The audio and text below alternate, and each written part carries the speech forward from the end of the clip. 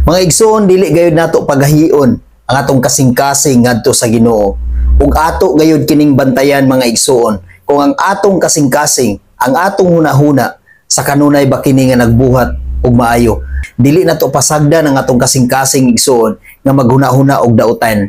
Kay basi unya og mao lang kana ang hinungdan nga kita mamiya ngadto sa Dios, nga kita mahilayo ngadto sa Dios. Pinaagi niya ng dautan nato nga hunahuna ug pinaagi niya ng dautan nato nga mga pagbati. Ato gayud kanang bantayan igsuon nga ang atong kasing-kasing na align ngadto kanunay sa Ginoo. Wala kitay laing gihigugma gawas ngadto sa Ginoo. Sa atong pag-alagad kanunay ngadto sa Ginoo. Atong ihatag sa kanunay ang 100% pinaka the best nga pag-alagad ngadto sa Ginoo. Hebreo 3 versikulo 12 nagingon, mga igsoon, pagbantay kamo nga walay usa kaninyo nga magbaton og dautan og dili matinuohon nga kasing-kasing. Mao unya kini ang hinungdan nga mobiya kamo sa buhi nga Dios.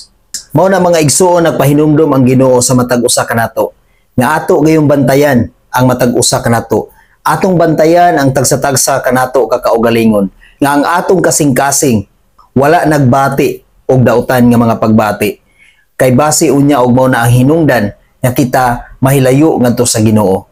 Dili nato pasagdan ang atong kasing-kasing igsuon nga mahilayo ngadto sa Ginoo. Magbaton kita kanunay sa mga butang nga maayo nga makapahimuot sa Dios. Dili nato tugutan nga ang atong hunahuna ug ang atong kasing-kasing wala na mahiuyon ngadto sa Ginoo, nga wala na maka-align ngadto sa Ginoo. Sa kanunay mga igsuon, atong buhaton ang mga butang nga makapahimuot sa Dios. Dili nato tugutan ang atong kasing-kasing nga magbuhat sa mga daotang butang dinhi sa kalibutan. Dili nato tugutan ang atong kasing-kasing nga magkinabuhi sa dili matinuohon ngadto sa Ginoo. Tungod kay pinaagi ni ana igsoon, malayo gyud ka sa Ginoo. Ma-disconnect gyud ka ngadto sa Ginoo kung magpadala ka sa mga hunahuna nga dautan, kung magpadala ka sa imong mga pagbati nga dautan.